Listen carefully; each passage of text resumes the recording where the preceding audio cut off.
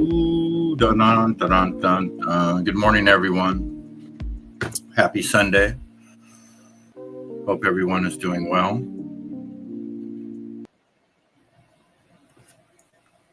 What is going on out there in the world today? Seahawks won last night, which was cool.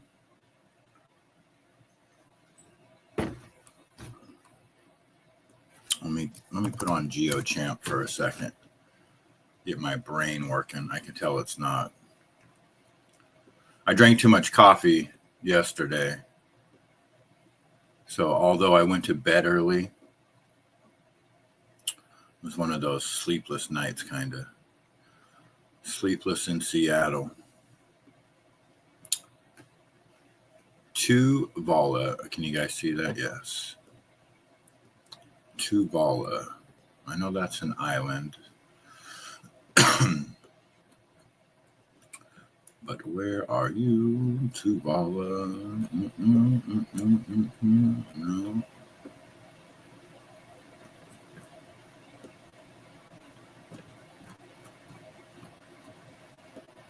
Real easy. That's Palau.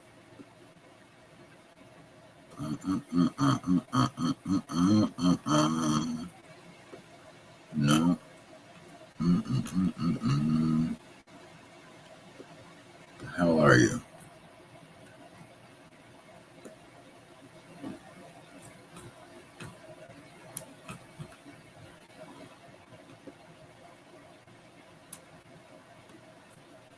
I need to clean off my monitor.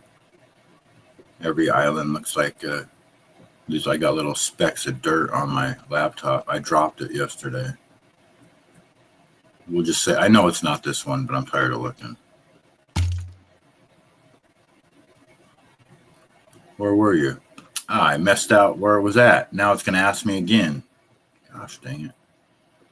Azerbaijan. I think that's right here. Sweden. See, it's Norway, Sweden, and Finland. Yeah, here we go with the fucking Tuvalu again.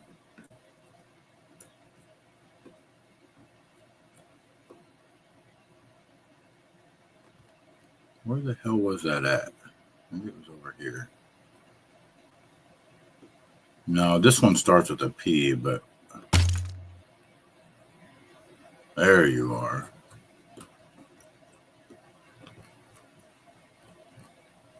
They're so hard to find. You're right above Fiji. Okay. Estonia.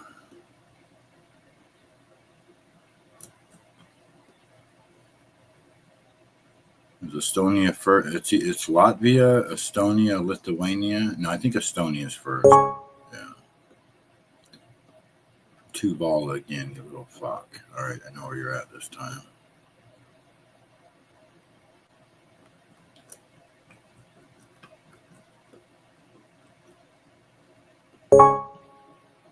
Population 11,000. Gen X, good morning. Polynesian island in the South Pacific. Yeah, they're so hard to find, some of them sometimes. I've been playing this game for about a month now, and I've gotten pretty good. When I first started, I sucked at it. I don't know if you've ever played GeoChamp before. Eritrea is this country right here. That's got to be a lovely place of the world between Sudan, Ethiopia, that little Djibouti, and then across the way is Saudi Arabia and Yemen. Sounds like a real hospitable place of the world. Belarus. Belarus is right here. Population 9 million. GeoChamp is the name of it.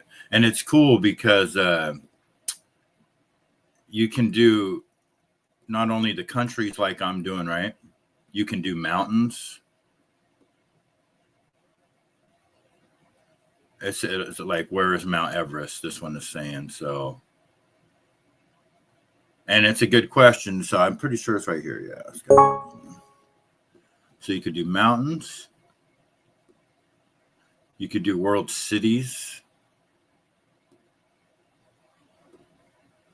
Like, where is Kolkata? And I have no idea other than I think that's India. So it's one of these two. Going to be completely guessing. I'm going to take the one up top. Yep, got that right. Then Gonzong, if you want to get good at Chinese cities, it's a good one to play. Doing the countries is hard enough. But I've already went through it and got 100% on the whole thing before. I'm just kind of redoing it. But I don't know all of them. And it's crazy too, because there's levels to everything. It's one thing to be able, like they're doing to me now. It's one thing to be able to see the name of the country, Malawi, and then point it out on the map. It'd be another thing to actually have to like write the country, have a blank map, and then actually have to write the names out. Like that would be way harder. But Malawi, I believe, is this country right here. Dang, 20 million in that little guy. St. Lucia, it gets you good at the little islands. See, let's see here. I'm pretty sure it goes Grenada, the Grenadines, St. Lucia. And Barbados is out here. I don't know all of them. Bahrain. Shit. I always get this one wrong. Bahrain.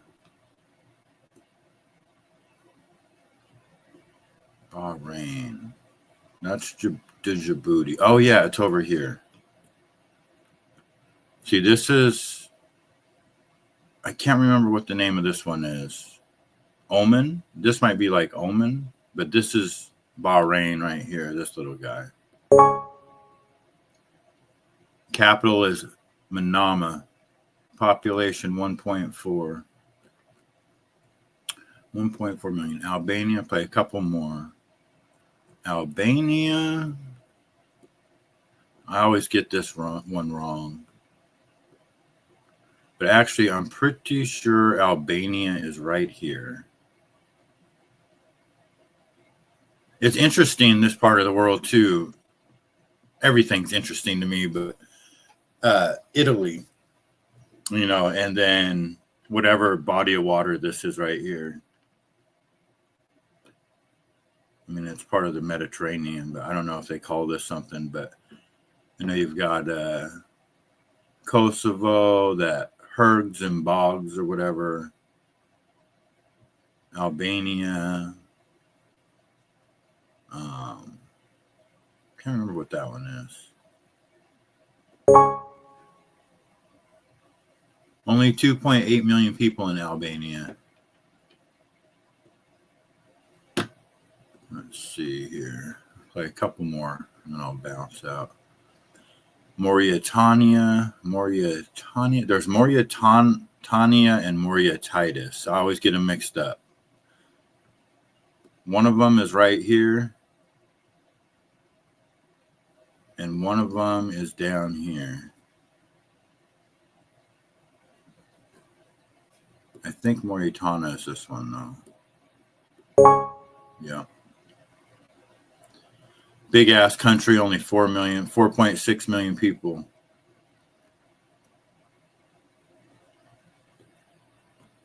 Cameroon, I know that one.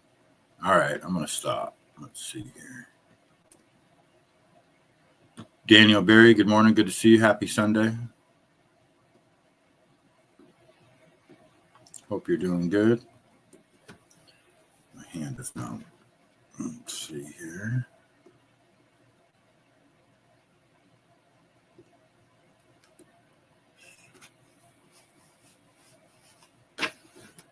What do we got going on? No particular order. So they're just going to show up however I bookmarked them. I don't have a whole lot again today, but we'll see what we got here. We want 60,000. And who is this guy? Geert Wilders reveals his plan to take back the Netherlands in a speech in Hungary. Syrian refugees in the Netherlands to return to Syria immediately. And we want, maybe one of the most important things, we want all criminal foreigners to be deported from the Netherlands. We want 60,000 Syrian refugees in the Netherlands to return to Syria immediately. And we want, maybe one of the most important things, we want all criminal foreigners to be deported from the Netherlands. I wonder if that was the plan all along, or they're making this move right now because of what's going on in Venezuela. I'm just curious because I think that some of these countries want to get rid of maybe they've been playing dirty behind the scenes, or I don't know, but they want these people gone so they're not next. Just a thought. I don't know. Just curious. Curious little speech he gives there. What's this guy saying? We'll just play what it says. Yes, I'm going to say the quiet part out loud. Part of the reason why we just bombed Venezuela is because Israel told us to. You guys should know there is a spreading of pro-Israel regimes in South America, and Venezuela was always the next target to get. So I'm not sure how you're going to take this or react to this invading of Venezuela on a personal level. You might even be excited, but what I will try to implore you is to ask yourself, how does this help the American people? How does this help your friends, your family, your community, right? Oil companies getting rich. Will that help you? Will spending billions of dollars to install a new leader in Venezuela help fix the dilapidated roads and bridges in America?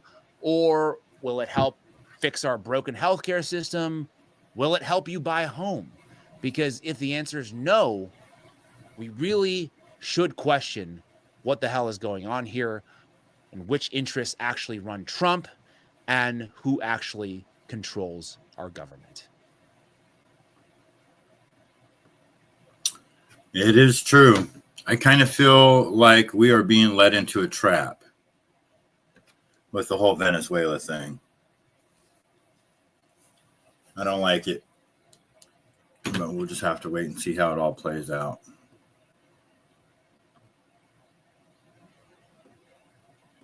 Steve Bannon.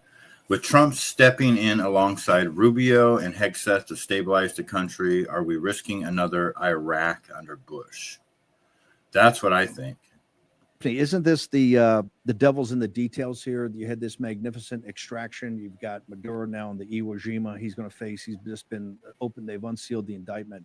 But you hear from Oscar right there, a very uncertain situation inside the country. And a lot of the bad hombres that ran the country with Maduro are still, looks like, in charge or in control. The president says we're going to step in with Marco Rubio, and it looks like Pete Hegseth and somehow stabilize the country. Is this harken back to our fiasco in Iraq under Bush, sir? Well, it could be in a way worse, Steve, in the sense that what you're dealing with really is an existing array of very bad actors. Oscar's just mentioned a couple of them. In addition to them, you've got the Chinese and the Cubans and the Russians and the Iranians and Hezbollah and the Cartel de los Soles, which is actually what many people think is running Venezuela these days. All of that is in place. All of that is operating with a single individual and his wife now removed. And I must say, I'm a little troubled by the president's comment that this gal Delcy Rodriguez, who was the vice president under Maduro and has now been sworn in as the new president, well, she's up to her eyeballs in all of this as well. She's been sanctioned by the U.S. Treasury Department since 2018 and is widely thought to be implicated as he was in this cartel. So, and saying that the gal who won the Nobel Peace Prize for being an opposition figure that is widely believed to have actually won the last election doesn't have popular support, but Delcy does. I have the feeling some of this is just a function of, suddenly we're in the midst of a successful operation, and the rest of it hasn't been thought through. Yeah, it's interesting. I don't know. I mean, I look at just my own situation here where I'm at. I rent a house that is owned by a Chinese guy who tried to get us all killed a couple weeks ago because he put up a sign that says we buy gold and silver on the top of the house without any of us knowing. So, and I hear that the Chinese, Magooch, good morning. Good to see you. The Chinese are at at war with us already, and that they're buying up all the silver. So my point is like, if we take out, went in there, we bombed the shit out of Venezuela. I'm not saying it's good or bad. I don't know anything about it. All I'm saying is, just like Steve Bannon was saying, or the other guy was saying, you've got China, Iran, Hezbollah, Tren de Aragua, that cartel that was actually running the country. But mainly China, Russia, and Iran, they're already in place in Venezuela. They've been in place for decades. So, I just think it's a trap. I think we're headed into a trap. And I think that it's going to it's going to explode into who knows what. Is there going to be some type of retaliation from this? I think that because China was just meeting with Maduro that day or the day before, China is definitely ain't stupid. They're not stupid. They're not just going to fucking give up money for no reason. They're not just going to be like, all right, you guys can have it. I don't know. Maybe you guys have some thoughts on it. Not really a fan of Steve Bannon, but I'll listen to anything. Sneeko is not happy with all this stuff. I don't even know who Sneeko is. I just keep seeing Sneeko on the feeds, some type of influencer. I don't know if he plays video games or what he does, but I'm liking more and more of some of the things that he says, whoever he is. Like he had a take on Andrew Tate, claiming Andrew Tate says he makes all this money, yet Andrew Tate just took a gambling deal with a gambling website, which if any of you guys have followed me from the very beginning, you guys know my stance on that. You guys know how anti-online gambling I am. I think it's one of the worst things you can get involved in. If you just want to ruin your life, start gambling online. That's not what this is, though. This is something else. But he's got a good point here, though, because remember, we took out this guy Maduro because they're trafficking drugs. We blow up these little toy boats in the Caribbean because they have a bunch of fentanyl on it. And it's crazy how worked up I can get people when I say things like blowing up a couple of dinghies out in the Caribbean is not going to put a dent into the American drug supply. That's just fucking bullshit. It's kabuki theater. Oh, people will fucking get so worked up. Oh, you got to start somewhere, and okay, sure, yep. It definitely doesn't have anything to do with the CIA and the military running drugs into the country. Yeah, it has nothing to do with that. Of course not. James, good morning. Good to see you. But the Honduran president, who has multiple drug trafficking charges against him, got a pardon from Trump. So Trump pardons a Central American drug trafficking president, yet we had so important to get these guys. So, what are we doing? What are we really doing? And Honduras is a lot geographically closer to the United States than Venezuela. You got to go through about 10 countries to get from Venezuela to Honduras if you're going by land. Mr. President, And it's even hard to hear what this mumbling, stuttering prick has to say right now. It's funny how it's so easy to hear him talk about how, it's the greatest thing I've ever done. Everything I do is the greatest. It's the biggest. It's the best. You can hear that crystal clear. But when he has to explain how he pardoned a drug trafficking fucking shitbag, you can't hear him. explain, you said that Maduro is responsible for drug trafficking. You recently pardoned the former president of Honduras who was convicted of many drug trafficking. Can you explain how these two situations are different? And would you ever pardon Maduro? Great question. I endorsed, as you know, the winning president, the man who won in Honduras. I endorsed the man who won in What about the pardon? Chile. I endorsed the man who won in Argentina. And we are doing very well with that whole group. What the man that I pardoned was, if you could equate it to us, he was treated like the Biden administration treated a man named Trump. That didn't work out too well for them. This was a man who was persecuted very unfairly. He was the head of the country. He was persecuted. A drug unfairly. trafficker. And there are a number of them. And we felt that it was a very So unfair Maduro was treated situation that fairly, happened but to him. kidnapping him and his He's also wife a party member of for the same man who crime? won. So obviously the people liked what I did. And one of the reasons That doesn't was done justify was it? because of the fact that the party in power felt very strongly that that man was treated very badly. I studied it very quickly, and then I studied it in great detail. I went to a lot of the people standing behind me, and they felt that that man was persecuted and treated very badly. That's why I gave him a pardon.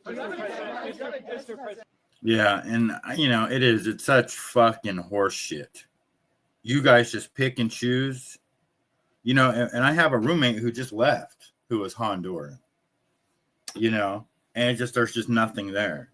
He's much better off here driving Uber Eats is what he does. It's such horse shit. While there is always demand, there will always be supply. 100%. The drug thing is masking for something else. Truth. It's to keep China and communism out of Venezuela and access to their oil, not the light crude oil the states produce. Definitely part of it. I mean, the oil companies are definitely profiting from this for sure.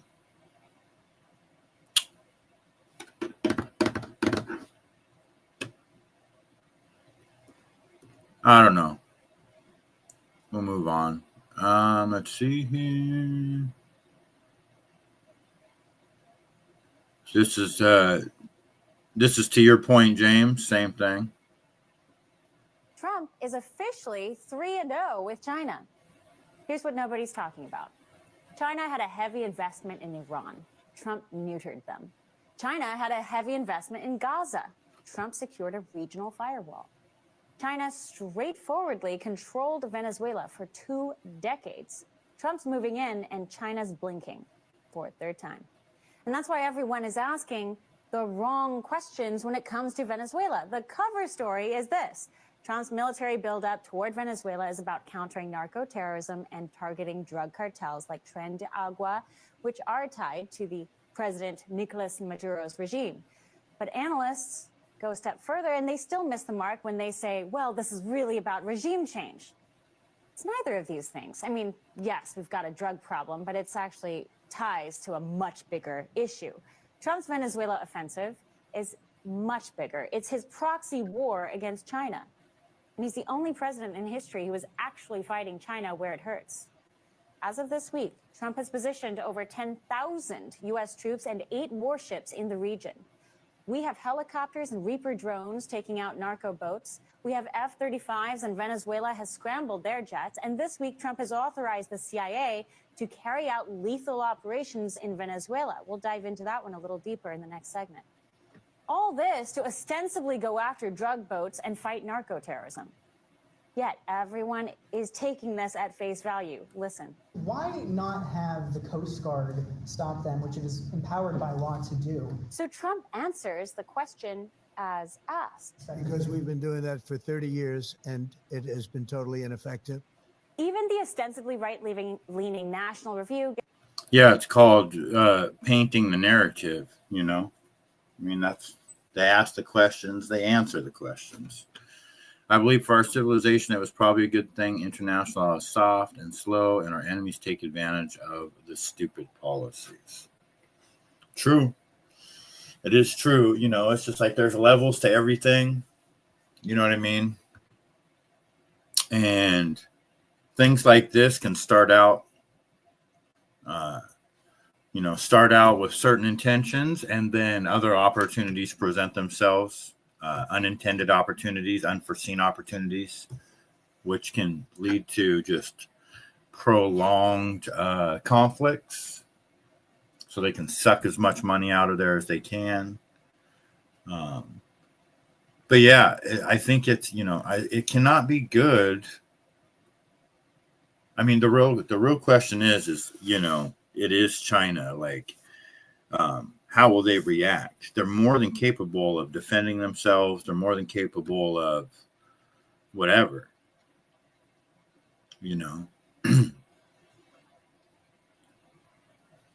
Are they just giving up Venezuela?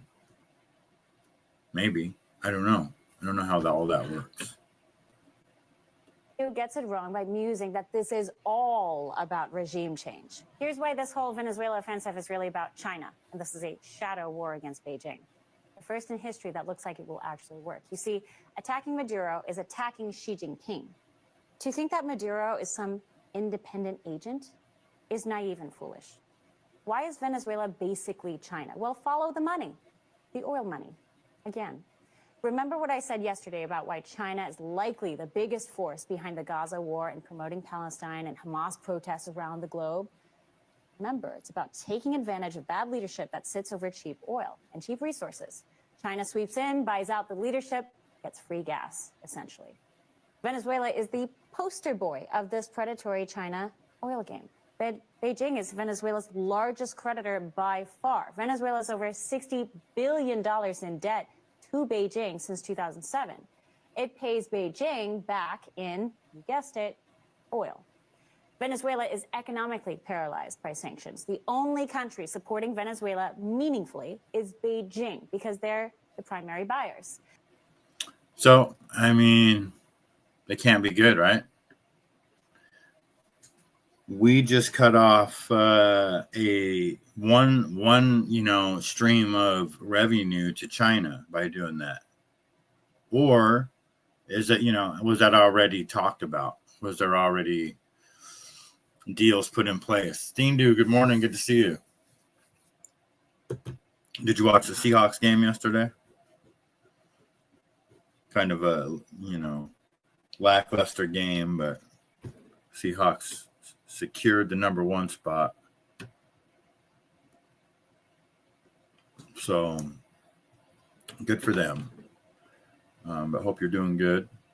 I don't know if you've seen my message on the text line, but you just, talking about Enzo yesterday and everything, it just made me just think about, the evolution of a toddler from, I don't know how old your grandson is. I'm guessing he's not 2 yet.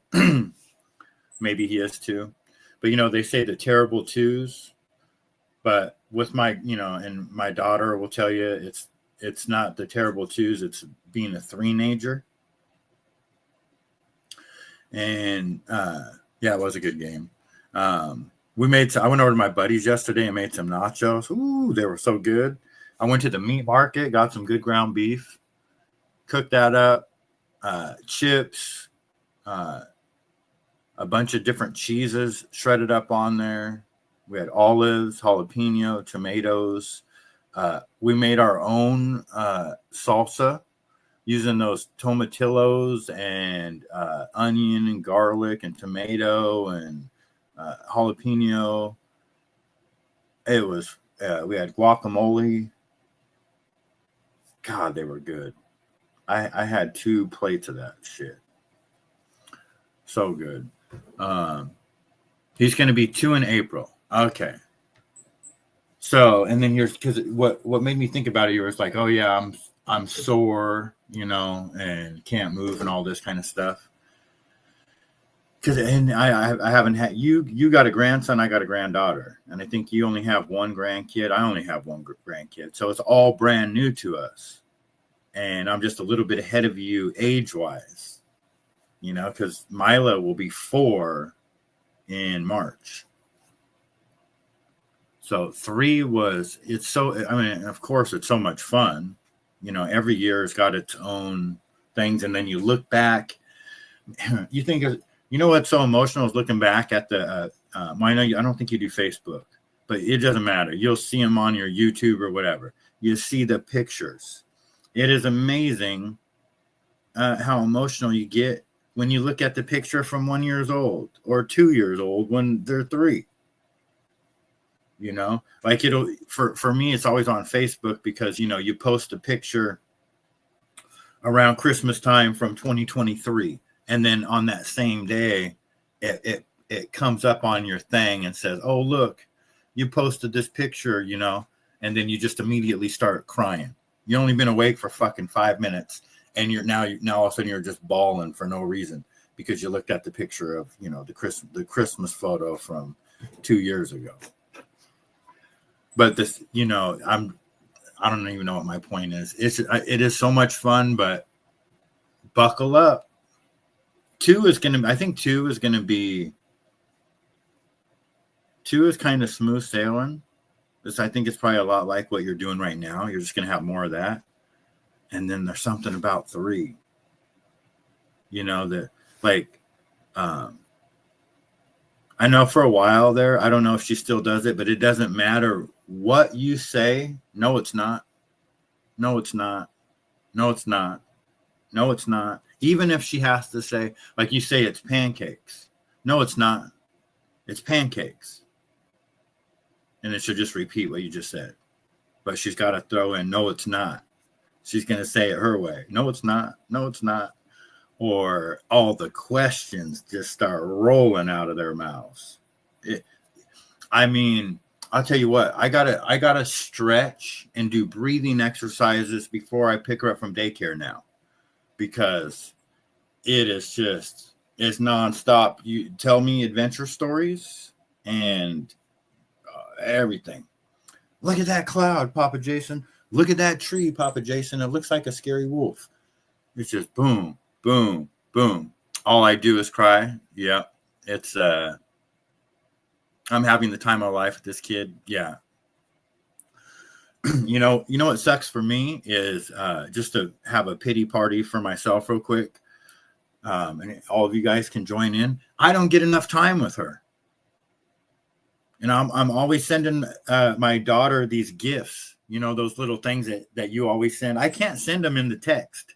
I have a cheap ass 2018 phone, I think it is, or I don't know what year it is. So I can't send those little things on the, but I could do it in Facebook Messenger, because like, oh, what are you guys doing today? Oh, well, we're hanging out with so-and-so and doing this, and or grandma's got her. Grandma's always beating me to the punch. Grandma always gets priority over me.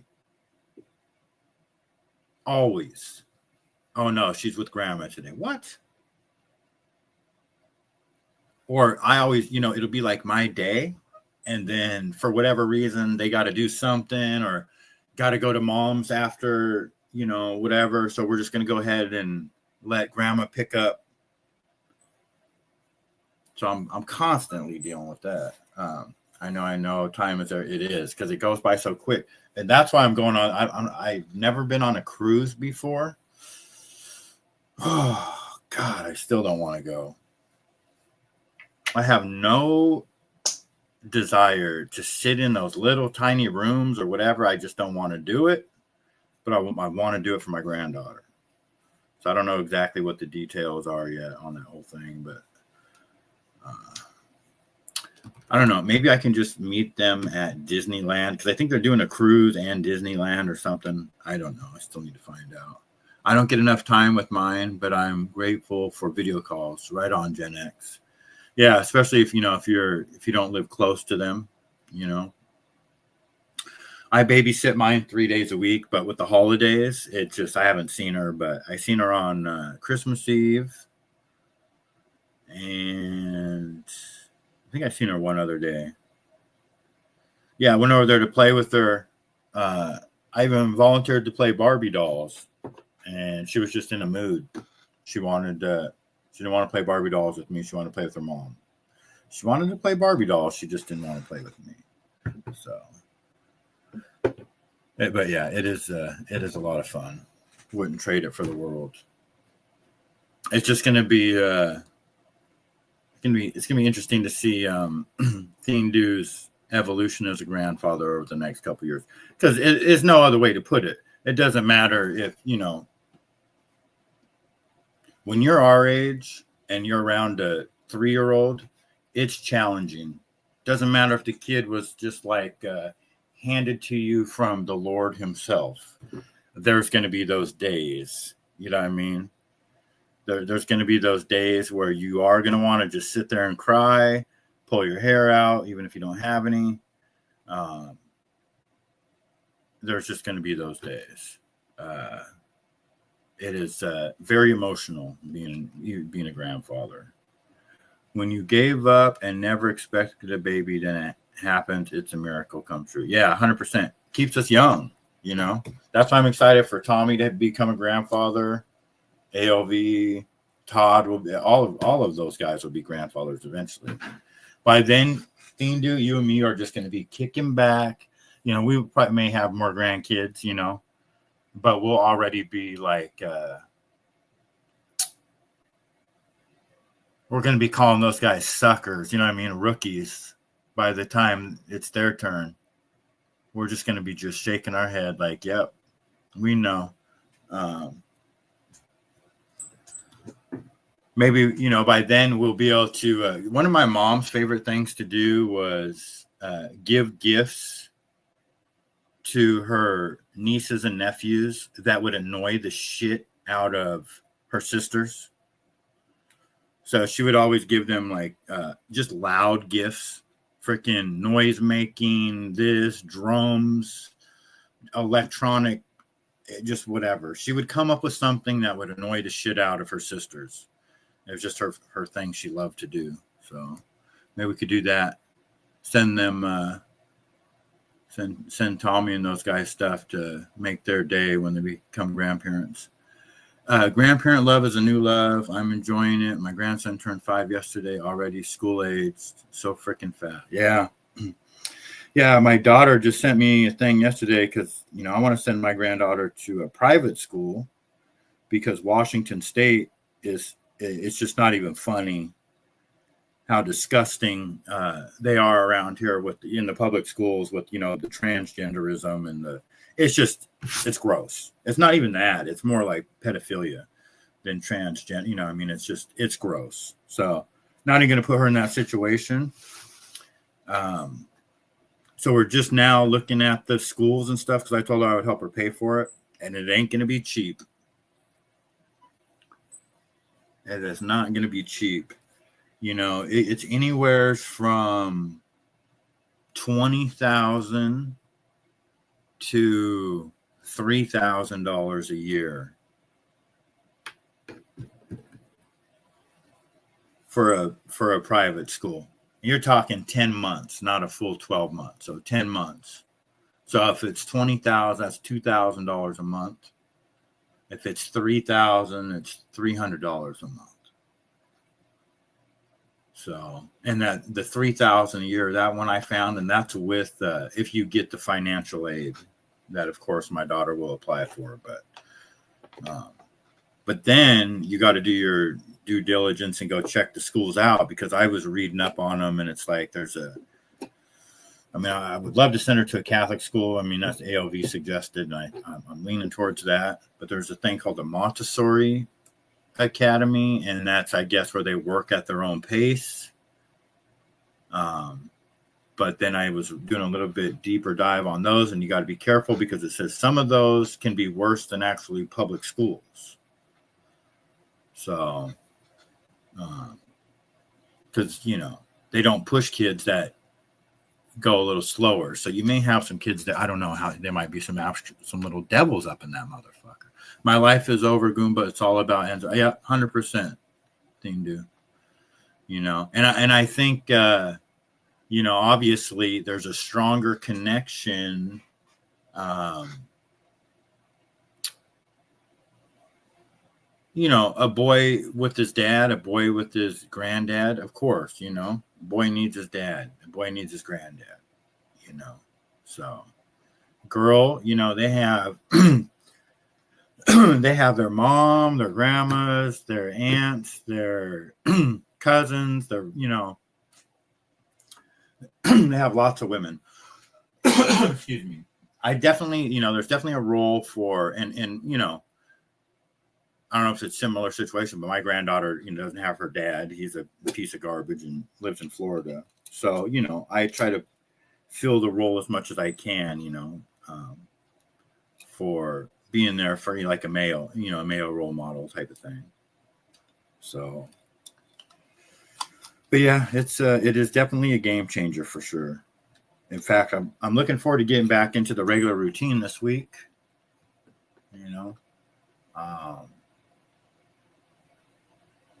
Today's the 4th. So yeah, I'll be babysitting Tuesday, Wednesday, Thursday. It is a lot of fun. That is for sure. Gotta find a couple new things for us to do. You know what I mean? You got to keep it fresh. I wouldn't mind taking her to like an arcade type thing. We do go to what she likes to do. She doesn't really like to play the video games, but she likes to go to the jump houses. There's a mall that has you pay whatever $12 to go in, and they have all those huge slides and bounce around. And Slim, what's going down? Good morning.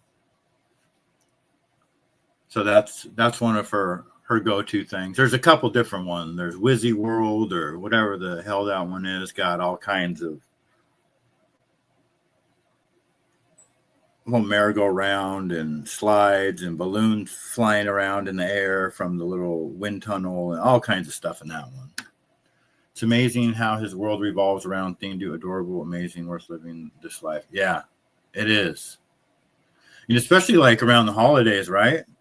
Because when you don't have your parents, the holidays can be rough. I mean, we know that. And, Tommy went through that this year because of his mom. And, and I know, Thindu, you lost your dad a long time ago, right? But it's still rough. It still sucks. Same thing with my mom, 2017. Slim, I know, lost his mom. Holidays can suck, but when you become a grandfather, it doesn't suck. It can't. It's impossible. Like Christmas Eve, I woke up. I started buying Christmas presents like in August. I didn't really buy anything. Last year. I knew I had to get her the rocking horse, the bouncy horse. I got her a good one too. The radio flyer. His name's Blaze. It was like almost $300 for that fucking thing.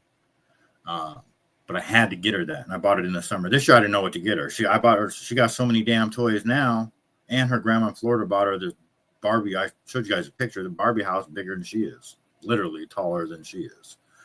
So I bought her this, that, and whatever I could think of. Well, I woke up on Christmas Eve Christmas Eve morning, you know, I did my show, I believe, Christmas Eve. Then I went back to bed and I woke up and it's like 5:30 a.m. here, you know, because I do my show 2 to 4 Western time. And I'm like, I convinced myself that I had to go to the store. I didn't get enough stuff. So here I am at Walmart at 6 a.m. on Christmas Eve, loading up my shopping cart. I spent $150 on more Christmas stuff. Good thing I went to, because one of her favorite gifts was that I got that morning at Walmart, the Play-Doh. I bought her an oven that makes cakes, but it's Play-Doh. And you just like, you slam this thing down and it just turns a big old chunk of Play-Doh into a slice of cake. It's really cool. So, but I mean, you ain't doing stuff like that if you're not a grandfather. You know what I'm saying? You ain't no reason to go to, oh, I got to get one more gift for who? The only person that's going to make you get up and do stuff like that is your grandkids. So it is a lot of fun. It's gonna be 12 years since Dad. Seems like 100 years ago. Yeah, it sucks. It sucks when you lose a parent, but you know, then at the same time, it's like, I'm sure you think the same thing. It's like, you want to become the person that is missed as much as you missed your dad. Because if we die and somebody doesn't miss us as much as we missed our mom or we missed our dad, then that says something about us as a person, right? I think that's part of the goal. It's like, you want to become such a meaningful person in, you know, your kids and your grandkids' life that they're going to miss you so bad when you're gone. You know what I mean? It's not like we want, you know, of course, you don't hope that, you know, it's such a sad thing to even think about, but that is the goal, is to be that person. You know what I mean? So it's a shift from, you know, and we think like that. It's okay, well, I can't be depressed because me being depressed around my grandkid she's not going to create those, you know what I mean? Like, and then you think back like, okay, well, when I was thinking that my dad was the greatest guy on earth, or my mom was the greatest woman on earth, was she in the back of her mind sad because her parents were already gone and she still had to figure out a way to carry on? You know what I mean? Like, it's a cycle. It's just life. It's all pretty interesting. Everything my father ever wanted, I mean, everything came through after he died. Unbelievable. That's awesome. Yeah. You know, exactly. You know, they motivate us. We want to make them proud. You know what I mean? I think about that too. Like, you know, and there's just no way to even chop it up. Like, it doesn't matter how hard I try. If my mom was still alive, my granddaughter would be, you know, my mom was the shit when it came to that kind of stuff. I can't even hold a candle to it. I could try. I just don't, you know what I mean? Like, there would be nothing more. I think my granddaughter would love nothing more than to go to my mom's house around at any time, not just the holidays. You know what I mean? And I know a lot of women that are great grandmothers. So it's unfortunate because my mom died at 60 from a brain aneurysm. So she definitely would have been. In fact, she had plans. My daughter was going to turn 21 in October, and they had already made plans to go to Vegas, my mom and her and a bunch of people, for my daughter's 21st birthday. And then my mom died in June that year. So she was a great grandmother. I mean, she was one hell of a grandmother. And she would have made one hell of a great grandmother too. Sad. But that's life, you know. So it's our turn. It's our turn to be that person, you know. And I think, you know, we just got to give ourselves more credit, I guess, because I say that about myself now. I've only been a grandparent for 3 years. So, you know, I'm looking at my mom and, you know, as a grandparent, when she already had 20 something years of experience. So can you imagine being a grandfather for 20 years? Thing what that's going to be like. You know what I mean? Can you imagine Enzo having kids? You know, hopefully we'll be around for that. That's my goal. I think, you know, like that's my ultimate goal out of anything in life. You know, even beside like it trumps even my business and anything like that. It's just being around to have to see my granddaughter grow up and have kids or a kid of her own. If I can make it that long, I'll be happy. You know, easier said than done, but you know, that's what I'm striving for. So we'll see. I know a lady who is a great grandmother, and she got married at age 84, remarried because her husband died like 5-6 years before that. So you never know how life is going to turn out. Only the good die young. So most of us in this chat are going to be around for quite a long time, I would imagine. They could be kicking at us, stomping on our heads, and we're still going to be here.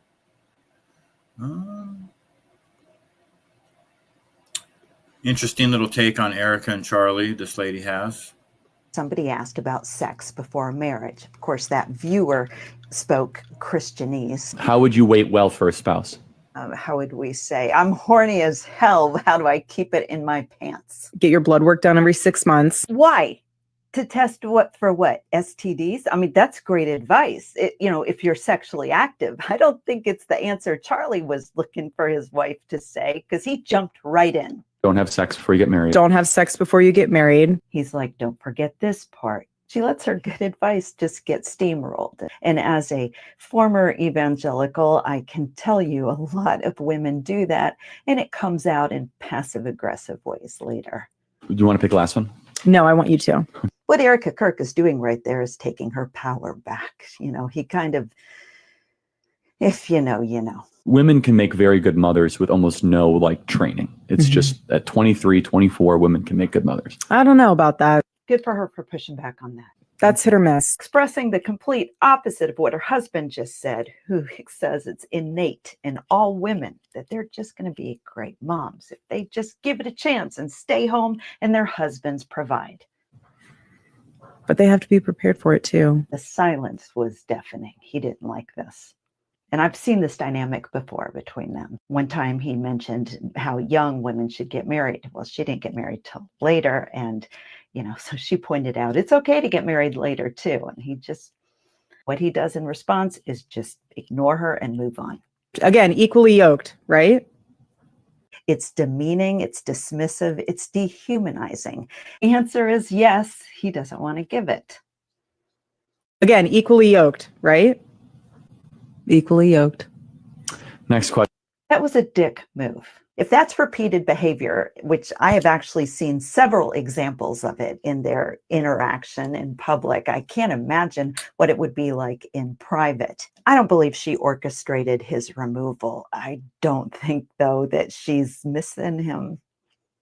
I think, you know, most of us are on that same page. Candace Owens said that when she met with Erica, the one time she saw genuine emotion from Erica was when Erica talked about her mother being as sick as she is. It was clear that she was very close to her mother, just devastated at the idea of losing her. That kind of, you know, pokes holes in the psychopath theory, but it definitely reveals that level of emotion.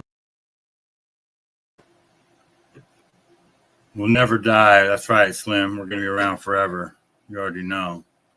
All right. I need to go finish making my cup of coffee real quick. I'll be right back. I'm going to play this. This scene is me yelling at Todd Father after Thindu and him had breakfast. And I know they were talking about me. Hold on.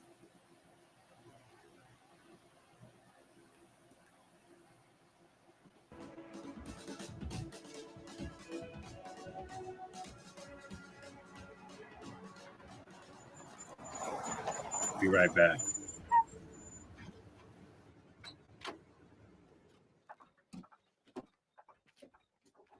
Where the fuck you you get off talking to people about me behind my back going over my head? What people? What people would you think? I wasn't going to find out? I don't even know what you're talking about, Nick. No, you said I'm bringing heat on you? I gotta listen to people because of your fucking shit? You're ordering me out? You better get your own fucking army, pal. I didn't do anything. I mean, I didn't order you or anybody. I only told Andy Stone that you had a lot of heat on you, and that was a problem. You want me to get out of my own fucking town? Yeah, I said, let the bullshit blow over for a while so I can run the casino. Anything goes wrong with the casino, it's my ass. It's not yours, it's my ass. I don't know whether you notice or not, but you only have your fucking casino because I made that possible. I'm what counts out here, not your fucking country clubs or your fucking TV shows. And what the fuck are you doing on TV anyhow? You know, I get calls from back home every fucking day. They think you went bad shit. I'm only on TV because I got to be able to hang around the casino. You understand that. You You know that. fucking Come on. ass. You could have had the food and beverage job without going on television. You wanted to go on TV. Yeah, I did want to go on TV. That way I have a forum. I can fight back. I'm known. People see me. They know they can't fuck around with me like they could if I was an unknown. That's right. You're making a big fucking spectacle of yourself. Me.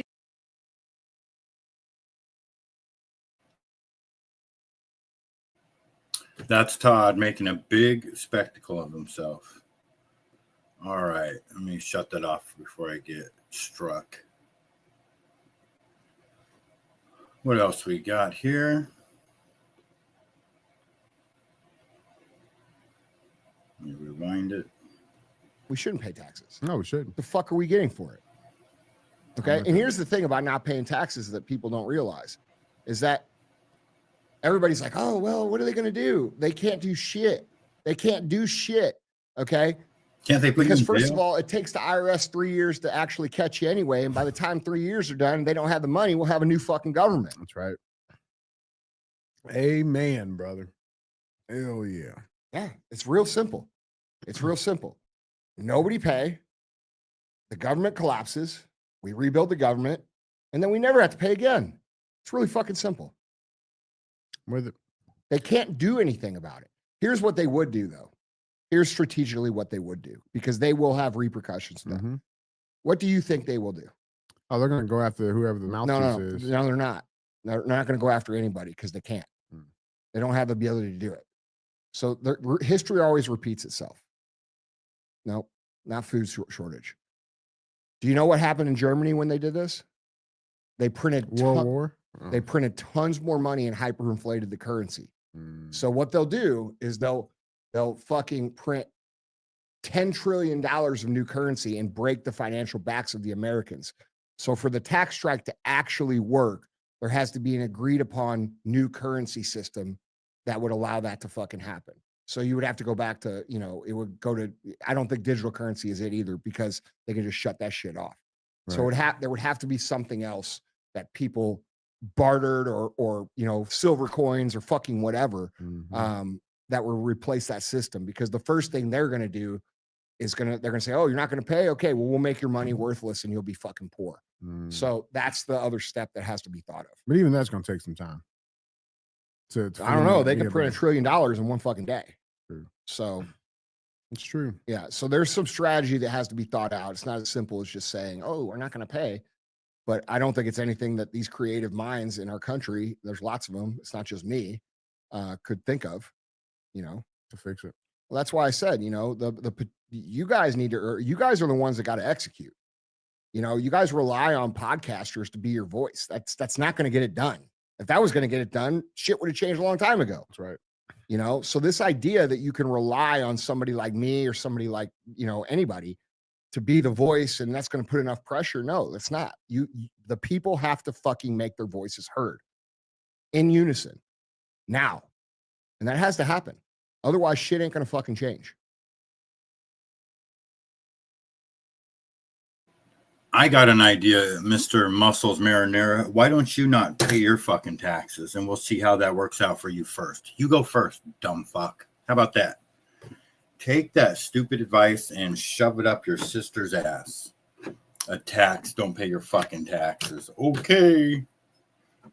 That's going to fucking work. What happened to Wesley Snipes? Isn't that how they brought down every single criminal? Just from not paying their taxes? I mean, can somebody explain that to me? If we collectively didn't pay our taxes, they would probably, they would just start killing us, I would imagine. I mean, do I agree with all the bullshit taxes? No, I don't. But I don't know who these people are coming on here. It's the same thing as this is no different than inciting violence. You know, it's like you can't come online and say, "Oh, I think we should, you know, go round up so and so and lynch them." You can't incite violence online. That's just, I think this is kind of the same thing. And I don't even know who this guy is, but to me, it just seems like he's more interested in rolling up his sleeves so you can see that he spends 6 hours a day in the gym. He's probably on 12 different, he's probably on, you know, BPP 157, HGH, all of that, glutathione, all that shit. You can tell. I don't know. Definitely not gonna follow that advice. But to each their own. You don't want to pay your taxes? You want to get a Facebook group going and not pay your taxes and see what happens? You go right on ahead. Marshawn Lynch was in Vegas talking to 49er fans. Y'all 49er fans? Yeah. Fuck you.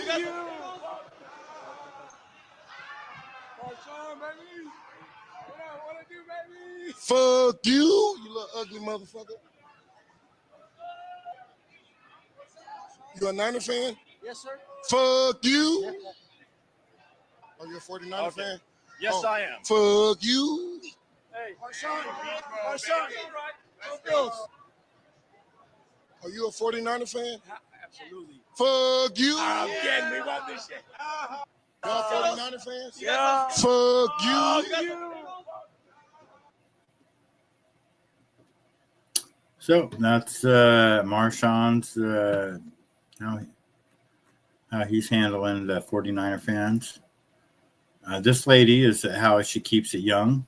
I'm 87 years old. I don't feel 87. I don't think 87. Old age is supposed to be is no longer. I feel and think like I'm still 60, sometimes 50, and sometimes 22. The most important thing you get older, you have to stay involved. You have to use your brain, interacting with other people, which is one of the most important things.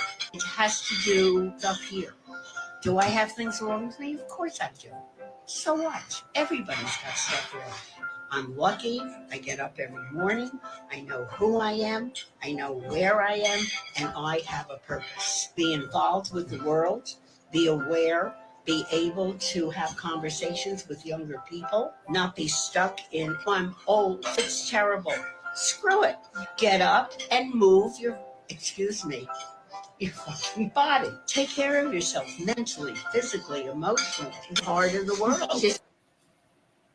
Yeah, so true. The older you get, the more you got to move.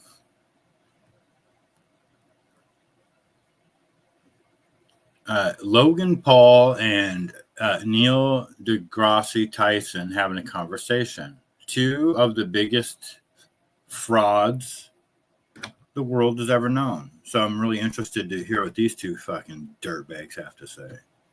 The fakest scientist on planet Earth and the guy who claims to have a $5 million Pokemon around his neck. And remember he had the NFCs, the non-fungible coins, or the NFT, non-fungible token, whatever it was. You think we went to the moon? I know we went to the moon. What do you mean I think? To be in denial means you are intellectually and emotionally disconnected from civilization. Don't you think that video looks a little silly, though? Is that really how you would bounce around on the moon? Yes, on those kind of outfits. Plus the Saturn V rocket launched. Where do you think those rockets were going? To the Piggly Wiggly down the street? What about Gus Grissom? He was one of the astronauts that burned alive in the cockpit. He was really outspoken about the moon program, basically saying we aren't ready. We don't have the technology for this. That's why the next 5 Apollo missions were scrapped. So that was a problem. They fixed it. The real issue here is if you don't know physics, you think getting to the moon was harder than it actually was. I didn't know about the burning alive. What was his name? On the street? What about Gus Grissom? He was one of Gus Grissom. Let me look him up real quick.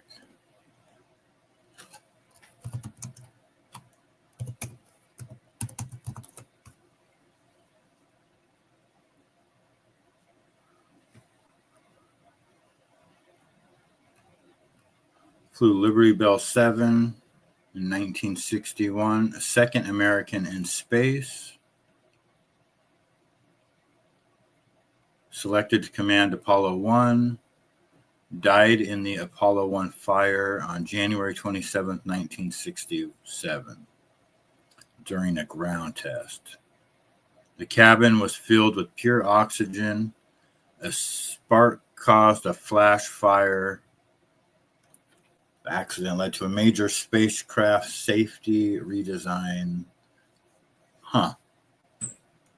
That sucks.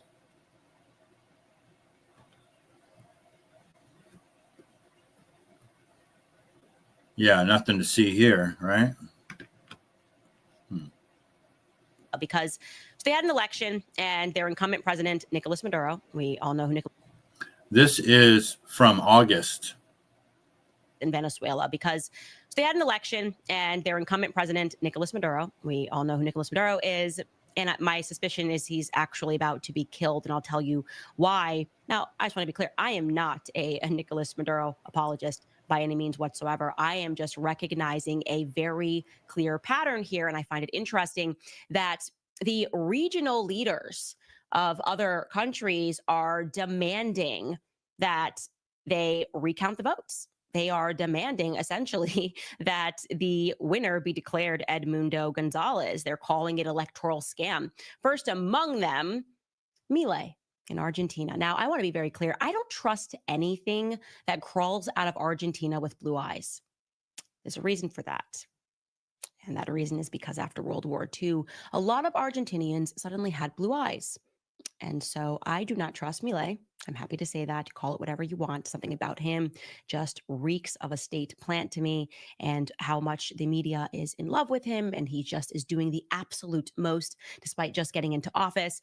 And so he has sort of led the pack, declaring this to be a fraud, not his country, but he's like, this is an absolute fraud. It is wrong. He is demanding that Maduro publish proof of his victory, such as a district by district breakdown of vote tallies. Okay, so a neighboring country being led by Milei is demanding a breakdown district by district of the vote tallies. And Maduro is ignoring that, which is prompting further protests in his country. People are calling him, actually, Maduro responded to Milei by calling him a cowardly bug and a traitor to the homeland and a fascist. The fascist part might be true. I don't know. I got to see his genealogy because I just don't trust anything with blue eyes that comes from Argentina. That's all I'm saying. Cut it out. All right. Call me names. I get it. I shouldn't be dishonest. I just am. So here's the thing. Maduro has now spoken out. Maduro said the North Americans put a smile on their face, diplomatic face of deception, but behind they carry a dagger. And if you believe their smile, if you get careless, they turn around and stab you. So they have acted for almost 200 years, assassinating presidents, assassinating leaders around the world, assassinating presidents in the USA. John F. Kennedy, who killed him? The system proven. Yeah. So much deception out there. It's hard to really rally behind anything that the government does anymore, to be honest, at least from where I stand.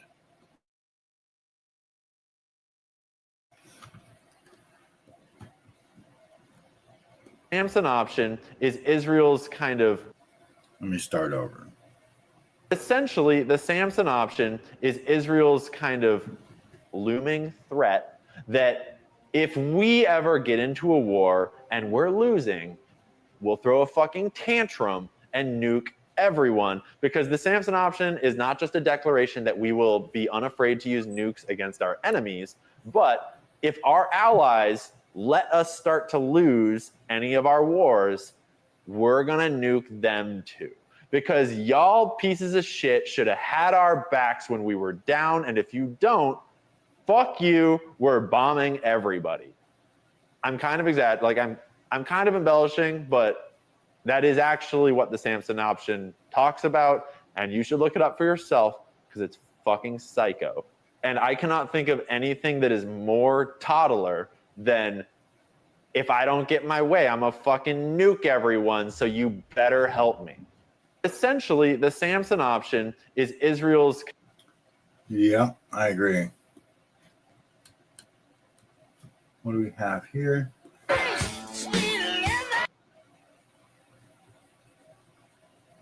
Not going to show that one. We got enough trigger videos.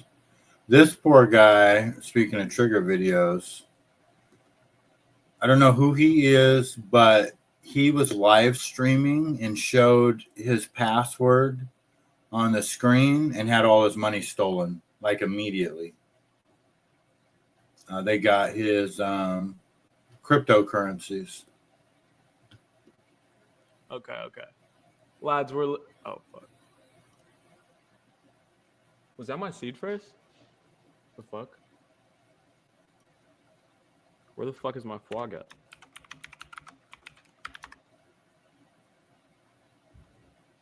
All the fucking fog is out of my wallet right now. All the shoggoth.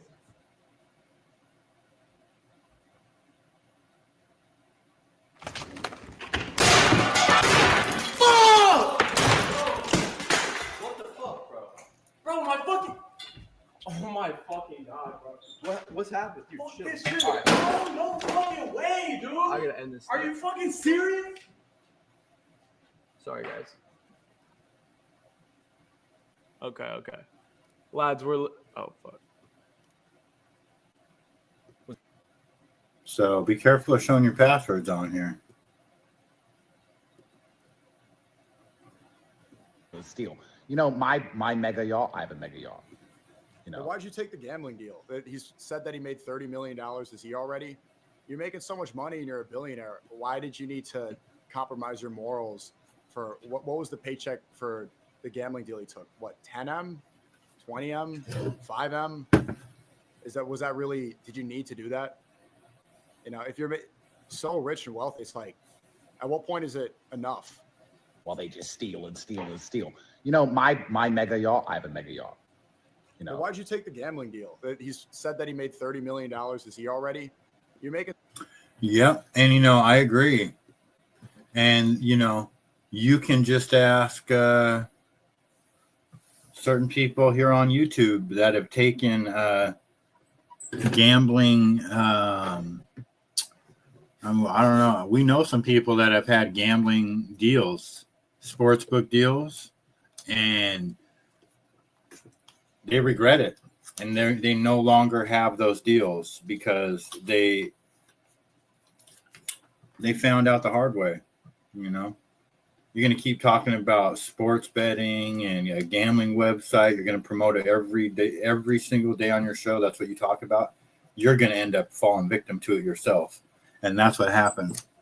So I personally am totally against gambling online, but it's going to be it's going to be a thing that's going to be so prevalent in everyone's lives that people don't realize, like, once it hits national, it's not going to be good. Gambling online it's a horrible idea.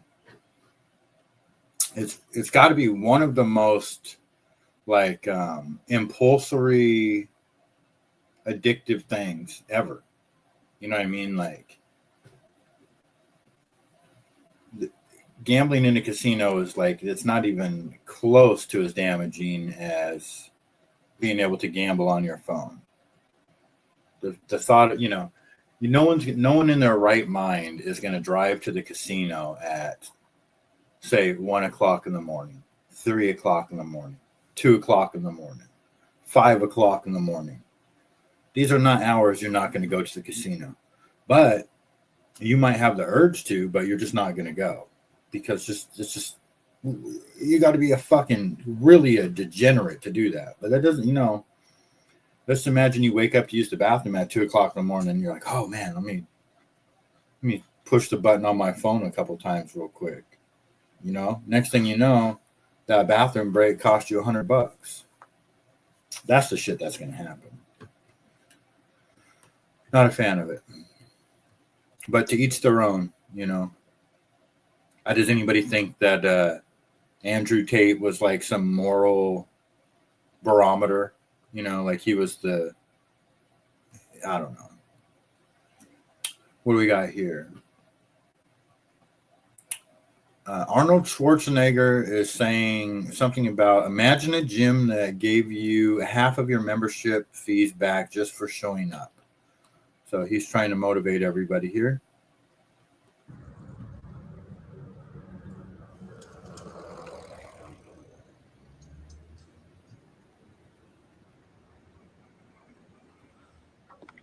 Hey, I'm just on my daily bike ride right now.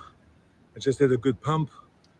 And one of the things I always talk about is how important the foundation is, the beginning. And it doesn't matter what it is. It's in sports the same thing as in math. I mean, we can go and jump to algebra without the foundation, which means adding and subtracting and multiplying and dividing. Those things you need to know. And the same is like with when you build a building, a high rise. Imagine a high rise without a foundation. It will crumble. And that's what happens to you. If you don't have a foundation, you crumble. So this is why I say, pay attention to the foundation. If you get through the foundation, I'm going to reimburse half of your membership money. I guarantee you that. Okay, I want to inspire you. This is 2026. This is the year of inspiration. Hasta la vista, baby.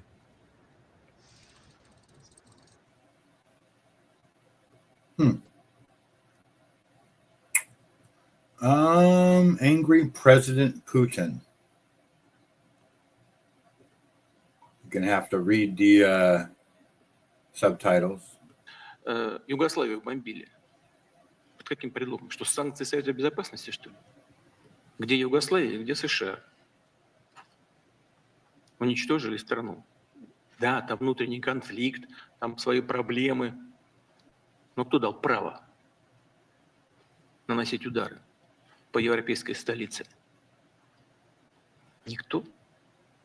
Просто так и решили. А сателлиты за ними бежали сзади, подтягивали. Вот и все международное право. А под каким предлогом вошли в Ирак? Разработка оружия массового уничтожения в Ираке. Зашли, страну разрушили, создали очаг международного терроризма, а потом выяснилось, что ошиблись. Потом сказали, нас разведка подвела. Ничего себе. Разрушили страну, разведка подвела. И все. И все объяснение. Оказывается, не было там никакого оружия массового поражения. Никто не готовил. Наоборот, когда-то было все, как положено, уничтожили. А в Сирию как зашли? Что, санкции Совета Безопасности? Нет. Что хотят, то и делают.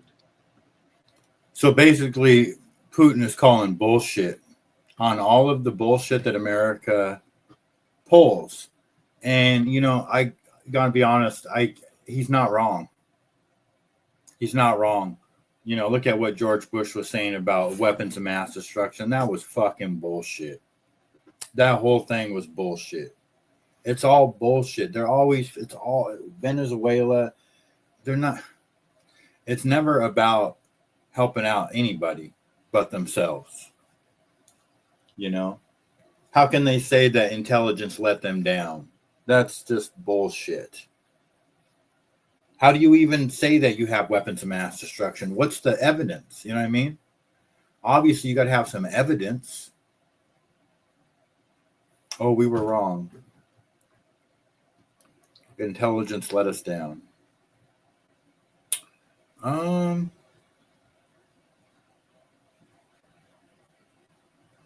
Anna Paulina Luna, who has in recent weeks has said that she's had seen evidence.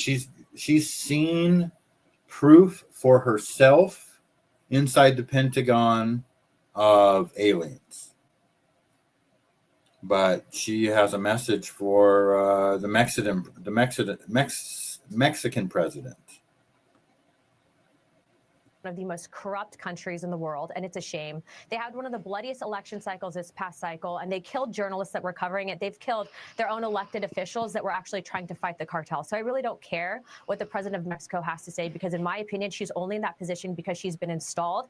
And if they actually had a good president, you'd see Mexico not being run by cartels. One of the most corrupt countries in the world.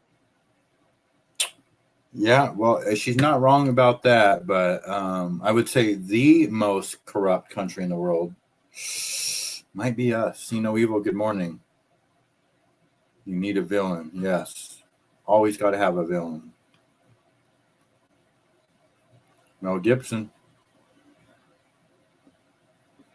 Hi, Mel Gibson. I'm in Italy, where the food supply hasn't been messed with. You know, there's no GMO stuff allowed. So the grain in the pasta is great. I can eat it like all day and not get porky. And all the cheeses are wonderful. Buffalo mozzarella from the Napoli region. Unpasteurized milk. It's good for the biff. Save the biff. It's your last line of defense against, well, all the environmental things that come to assault us, particularly in the food supply. Okay, I'm digging it over here. Hi, Mel Gibson. I'm in Italy, where the... It's true.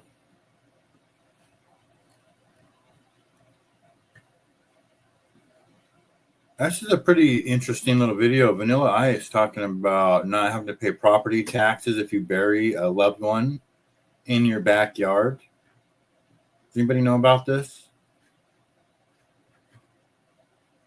You do a lot of real estate stuff, and you talked about how there's advantages of actually burying someone in your backyard.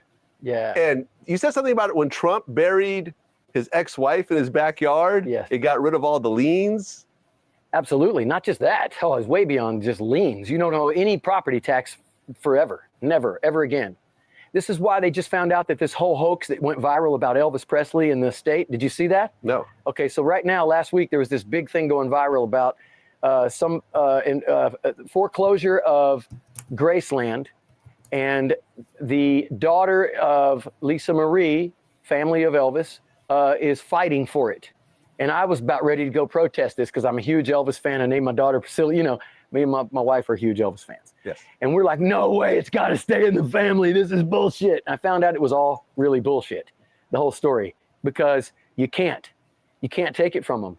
It's impossible. You can't go bankrupt with Graceland. You can maybe the business part of it, but the property will always remain with the family because of the burial site. It completely grandfathers it in. So you actually will never owe property tax on the entire property forever. Forever. You will also in every state? Yes, in the United States of America. So if I put a dead body in my backyard, anyone, right? Any dead body. Your family. Only my family. Got to be your family. Okay, so I kill somebody. All right, let me think. Who do I don't? Who do you I have to be dislike? related to them so that you have the tie to them. Okay. And that's what, and people used to do this back in the day. You have to understand it's only been, funeral homes is a business. Okay. Huh. If you don't understand how this works, they make they millions don't pay, of dollars. They don't pay property tax on funeral. Ask yourself this. Does any cemetery in the United States of America pay property tax? Wow. Never will happen. So once you bury a family member in your backyard, you never have to pay property tax. It was very common in the 1800s all the way up to about 1940s that people did it. They didn't have money to go do things that they have today, but the business of dying in funeral homes and cremations is cheapest way to get out, or buying a casket with, like you're buying a car with 50 different options on chrome or jewelry or inlay and shit that's going to be buried under 6 feet. Yeah. It's a business, and they're profiting on that, and then they profit on putting the land. They own the land forever, tax-free, by burying the bodies on it. Why give them the benefit of a cemetery to make money on your dead body so that you can go over there and put flowers on it? Why not just walk out your backyard and put some flowers on your mom or your or Elvis or his mom or anybody that is, you know what I'm saying? Isn't Lisa Marie buried there too now? I don't know. I don't know. I don't know, but I mean, I'm sure. My point is that I'm sure when you sell the house, though, you got to disclose to the new buyers. You have to. There's a corpse in your backyard. There's also disclaimers about that too. There's some issues with that too. So do you get to carry on the same?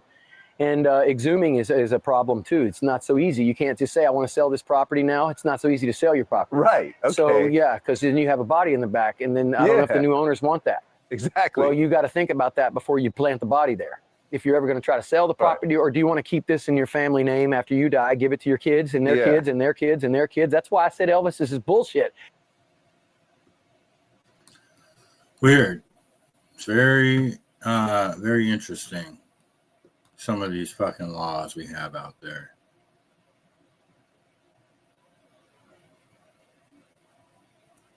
I think I don't know if you know who this guy is, See No Evil, but this is for you. I don't know if this is the video I was looking for. Bro, I'm on everything, dude. I'm on all of it. Let's see, what's my stack? Before we take off, I'll say what am I on right now? Let's see, I'm on TRT, of course, Masteron, Equipoise. Those are the steroids, and then HGH, Tesmorelin, so artificial HGH, real HGH, BPC 157, TB 500.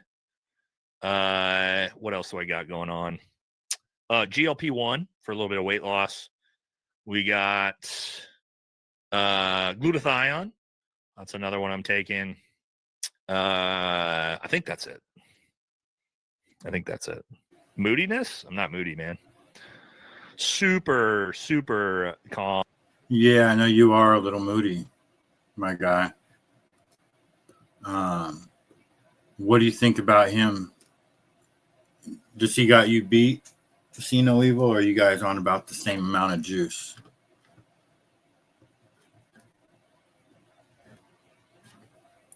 Let's see here. How do I get out of here?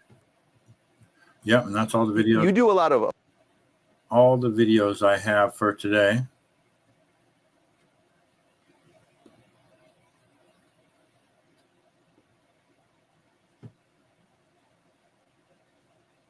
Let's see what else is on here. Anything?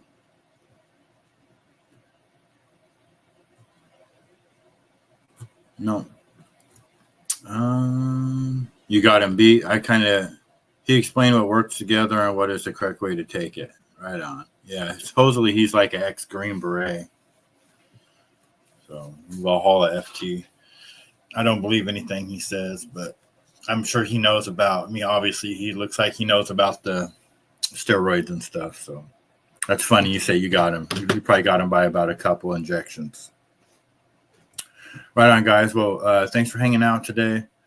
I'm gonna get going. Tommy starts in a half hour. So see you guys over there.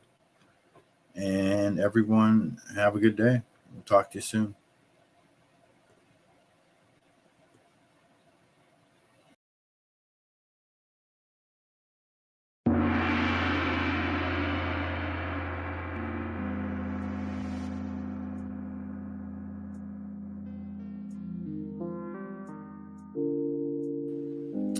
I see G2. Okay, sounds good. Not a whole lot going on today. Good morning to you.